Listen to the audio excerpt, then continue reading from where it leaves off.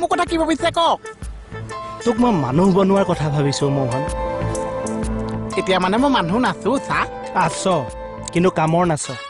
সেইটো হয় চা কিন্তু কামৰনো কেনেকে হৈছে সেইটো কওকচোন মই সেইকাৰণে আহিছো বনাম তই হয়তো শুনিছ যে ইণ্টাৰনেশ্যনেল মাৰ্কেটত মই এতিয়া এটা বিজনেছ আৰম্ভ কৰিম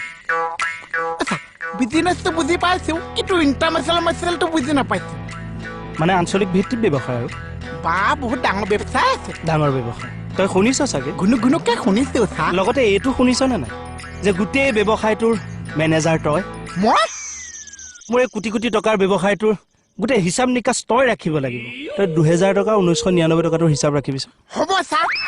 তই ভাবচোন খালি মগজুৰে ডিঙিত তাই হাতত চেকবুক কেনেকুৱা লাগিব এবাৰ ভাবি দেচোন নিজে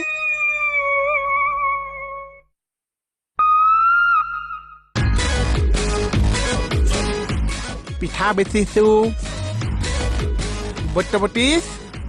44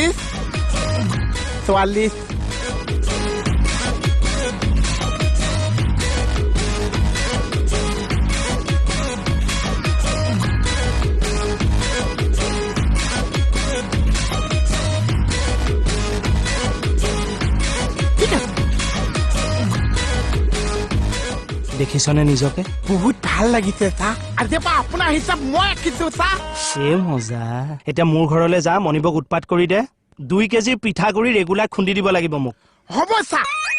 মিক্সিৰে চাবে চাবে আঙুলি ঘূৰিব পিঠা পনা বেছি কোটি টকা আহিব যিটো সমানে ভাগ হ'ব মই যিটো সমানে ভাগ পাবি মই চাহৰ পইচাটো কোটি টকাৰ লগত একেলগে হিচাপটো ৰাখিম চা সান্দহ পিঠাগুৰি মনিব দেচোন খুনি কেকেচা মেমেজা হৈছো মই কেকেচা মেমেজা হৈছো মই